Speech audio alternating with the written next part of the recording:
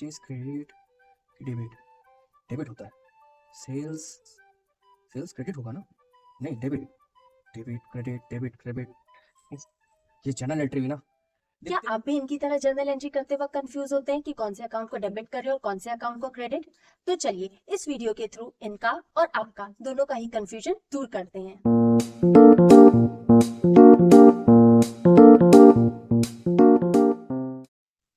Hello, नमस्कार, सत श्री अकाल दोस्तों। आई एम CS दीप्ति और इस वीडियो में मैं आप लोगों को एक्सप्लेन करने वाली हूँ कि किस तरीके से आप जर्नल एंट्री कर सकते हैं। तो हर ट्रांजैक्शन में 5 तरीके के अकाउंट्स इन्वॉल्व होते हैं, जो कि है एसेट्स, लायबिलिटीज, इनकम या प्रॉफिट, एक्सपेंसेस या लॉस और कैपिटल। तो चलिए सबसे पहले हम ये समझते हैं कि ये पांचों अकाउंट्स होते क्या हैं। चलिए सबसे पहले हम समझते हैं कि एसेट्स होते क्या हैं। एसेट्स मतलब property owned by the business, मतलब बिजनेस की जो भी प्रॉपर्टी होगी उसे हम बोलते हैं एसेट्स, जैसे कि कैश, बैंक, लैंड, बिल्डिंग या मशीनरी। नेक्स्ट हम समझते हैं कि लायबिलिटीज क्या होती है। लायबिलिटीज मतलब डेट्स और ऑब्लिगेशंस ऑफ द कंपनी, मतलब आपके बिजनेस का जो भी कर्जा होगा उसे हम बोलते हैं लायबिलिटीज, जैसे कि आपने कोई लोन लिया है या आपने कोई उधारी में सामान लिया है या कभी कोई डिबेंचर इश्यू किया है, तो ये सारे आ जाएंगे आपके लायबिलिटीज में। इनकम और प्रॉफिट। इनकम और profit means money earned by the business, मतलब बिजनेस को जो भी रेवेन्यू जनरेट हो रहा है उसको हम बोलते हैं इनकम या प्रॉफिट, जैसे कि रेंट रिसीव हो रहा है, इंटरेस्ट रिसीव हो रहा है, डिस्काउंट रिसीव हो रहा है या आप कोई सेल्स कर रहे हैं, ये सब आ जाएगा आपका इनकम या प्रॉफिट। एक्सपेंसेस और लॉस। एक्सपेंसेस और लॉस मतलब आपके बिजनेस ने जो भी खर्चा किया है उसे हम बोलते हैं एक्सपेंसेस या लॉस, जैसे कि कोई रेंट पे किया है, किसी कस्टमर को डिस्काउंट अलाउ किया है, कोई इंटरेस्ट पे किया है या गुड्स परचेज किए हैं, ये सारे आ जाएंगे आपके एक्सपेंसेस और लॉस के कैटेगरी। Is capital. कैपिटल मतलब आपका जो बिजनेस का ओनर है, जिसे हम बोलते हैं प्रोप्राइटर, तो प्रोप्राइटर ने जो पैसे इन्वेस्ट किए हैं बिजनेस में उसको हम बोलते हैं कैपिटल। तो हमने ये तो देख लिया कि ये 5 अकाउंट्स होते क्या हैं। अब हम देखते हैं कि इनको कब डेबिट करना है और कब क्रेडिट करना है। तो सबसे पहले अगर एसेट्स और एक्सपेंस है, तो अगर ये इंक्रीज हो रहा है तो हमें इसे डेबिट करना है, और अगर ये डिक्रीज हो रहा है तो इसे हमें क्रेडिट करना है।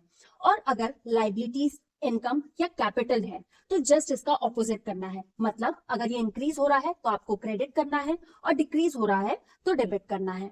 नाउ आई होप कि इस वीडियो को देखने के बाद आप लोगों को ये बिल्कुल भी कंफ्यूजन नहीं होगा कि कौन से अकाउंट को डेबिट करें और कौन से अकाउंट को क्रेडिट करें। तो अब इस रूल को हम कुछ एग्जाम्पल से समझ लेते हैं। पहला एग्जाम्पल है कैश परचेज।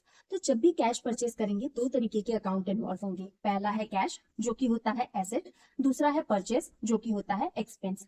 तो जब भी आप कोई चीज परचेज करेंगे तो आपका कैश मतलब एसेट डिक्रीज होगा और आपका एक्सपेंस इंक्रीज होगा। तो जैसा कि हमने रूल में पढ़ा था कि जब भी एसेट डिक्रीज हो तो हमें करना है उसे क्रेडिट, और जब भी हमारा एक्सपेंस इंक्रीज हो तो उसे करना है हमें डेबिट। तो इसकी जर्नल एंट्री हो जाएगी purchase account debited to cash account. अब नेक्स्ट एग्जांपल देखिए। नेक्स्ट है इंट्रोडक्शन ऑफ कैपिटल, मतलब प्रोप्राइटर या ओनर कोई भी पैसा ला रहे हैं, तो जब भी पैसा लाएंगे तो या तो कैश के फॉर्म में लाएंगे या तो बैंक में लाएंगे। तो हमारा पहला अकाउंट हो जाएगा कैश या बैंक, जो कि है हमारा एसेट। दूसरा हो जाएगा हमारा कैपिटल, जो कि आता है हमारे कैपिटल की कैटेगरी में। तो जब भी कैश या बैंक आएगा मतलब हमारा एसेट इंक्रीज हो रहा है, और कैपिटल का इंट्रोडक्शन हो रहा है मतलब कैपिटल भी इंक्रीज हो रहा है। तो जब भी एसेट इंक्रीज होता है तो उसे हम करते हैं डेबिट, और जब भी हमारा कैपिटल इंक्रीज होता है उसे हम करते हैं क्रेडिट। तो इस तरीके से आपका जर्नल एंट्री हो जाएगा कैश या bank account debited to capital account. Now I hope कि इस वीडियो को देखने के बाद आपका ये कंफ्यूजन क्लियर हो गया होगा कि जर्नल एंट्री करते वक्त कौन से अकाउंट को डेबिट करें और कौन से अकाउंट को क्रेडिट करें। इसी तरीके के मोर इन्फॉर्मेशनल वीडियो के लिए please like, share and subscribe to our channel FYI, fuel up your information.